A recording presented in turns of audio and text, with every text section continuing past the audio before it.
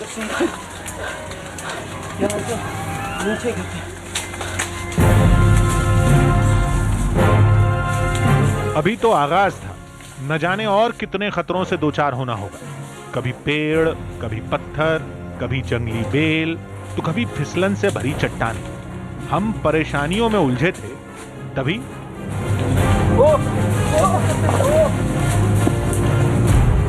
हमारी टीम जख्मी होने से बाल बाल बची।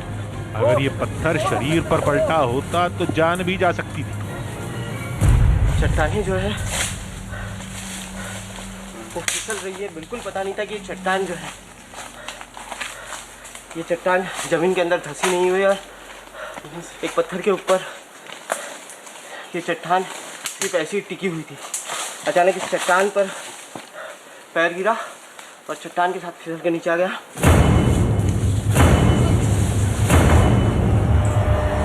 लेकिन रहस्य के आगे ये सारे खतरे बौने लग रहे थे।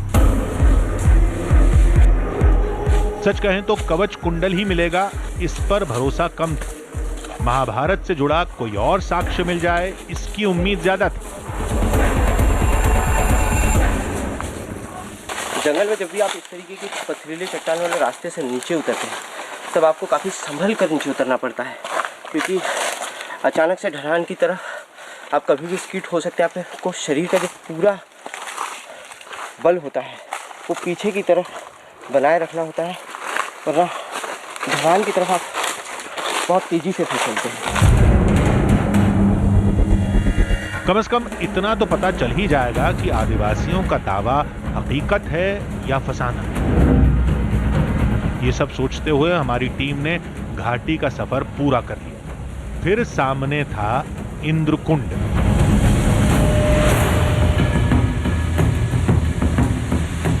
जो पानी से लबालब था। दावे के मुताबिक कुंड के तल में रथ के पहियों के निशान हैं, जो इंद्र के रथ के बताए जाते हैं। कहते हैं सूर्यदेव के श्राप के चलते हुए आसमान से इंद्रदेव का रथ आकर जमीन में आ गिरा और इसी जगह पर वो रथ धंस गया। रथ के धंसने की वजह से यहाँ पर ज़मीन में एक बहुत बड़ा गड्ढा बन गया और बारिश का झरने का पानी उस कुंड के अंदर भरने की वजह से इस जगह को इंद्रकुंड नाम दे दिया गया। कहते हैं गर्मी में जब एक कुंड सूखता है तो उस वक्त यहाँ पर रथ के पहियों के निशान साफ दिखाई देते हैं।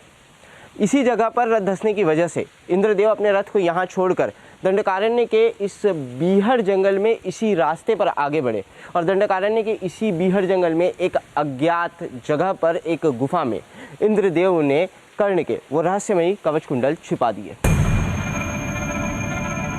पानी की वजह से उन निशानों को देखना नामुमकिन था। तब हमारी टीम गुफा के लिए रवाना हो गई, जहां कर्ण के कवच कुंडल होने का दावा किया जाता है। पहले घाटी में उतरे थे, अब गुफा के लिए ऊपर चढ़ना था।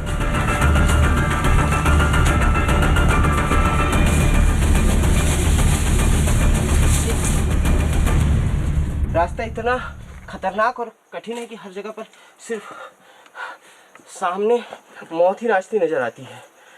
इस तरीके से सकरी जगह से छोटी छोटी दरारों से चट्टानों को चढ़कर आगे बढ़ना पड़ रहा है। कहते हैं रास्ता इतना कठिन है कि इंसानों का कर्ण के कवच कुंडलों तक पहुंचना बिल्कुल भी मुमकिन नहीं था। इसी के चलते हुए इंद्र ने दंडकारण्य की इस अज्ञात जगह पर कर्ण के कवच कुंडल छिपाए।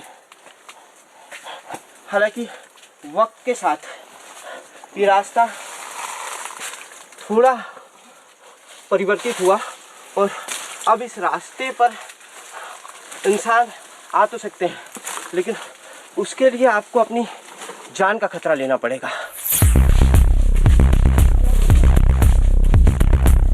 हमारे हाथ में कहानी का केवल एक छोर था। दूसरे छोर पर क्या मिलेगा कोई नहीं जानता। पता नहीं रोशनी दिखेगी भी या नहीं। अब ज्यादा दिमाग लगाने से कोई फायदा नहीं। कुछ देर में सच्चाई खुद सामने आ जाएगी।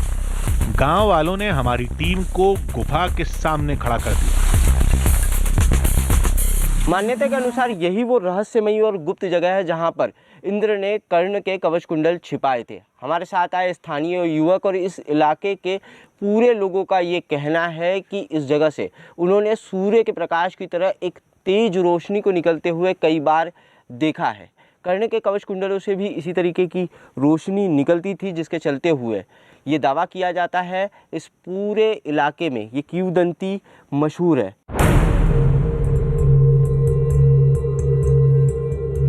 हमने ध्यान से देखा, अंदर कुछ नजर नहीं आया। अब घुसने के सिवाय कोई रास्ता नहीं।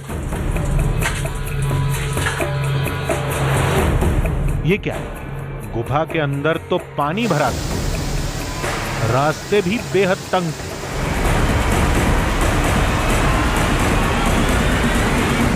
इस सुरंग के अंदर आते ही दो रास्ते दिखाई दे रहे हैं। एक रास्ता इस तरफ दिखाई दे रहा है, जिस रास्ते पर घनघोर अंधेरा है, काफी सकरा ये रास्ता है, पानी नीचे से इस रास्ते पर बह रहा है। और दूसरा रास्ता ये रास्ता है, ये रास्ता भी काफी सकरा है, इस रास्ते पर भी घनघोर अंधेरा है, लेकिन पानी जो है यहाँ पर पानी बहुत ज़्यादा जमा है।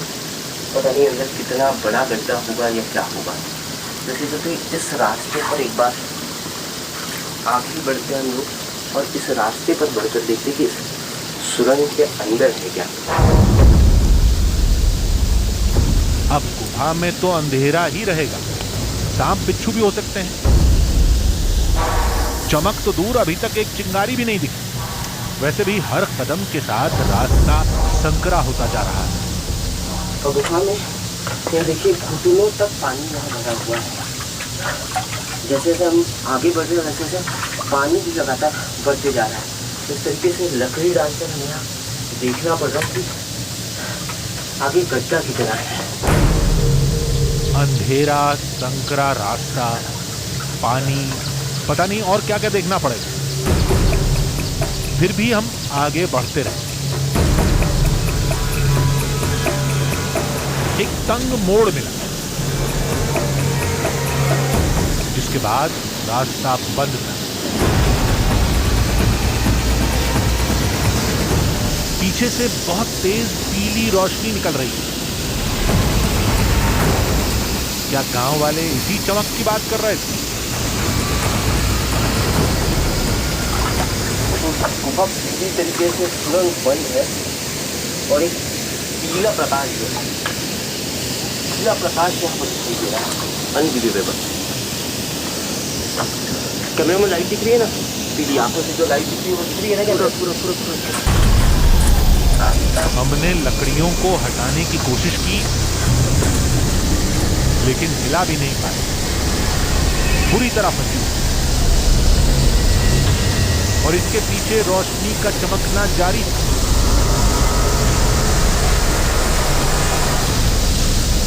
बारिश, जंगल से बारिश का जो पानी है वो जब सुरंग में आता है तो अपने साथ ये लकड़ियाँ वहाँ पर करते हुए यहाँ का रास्ता पूरी तरीके से बन गया। लकड़ियाँ यहाँ पर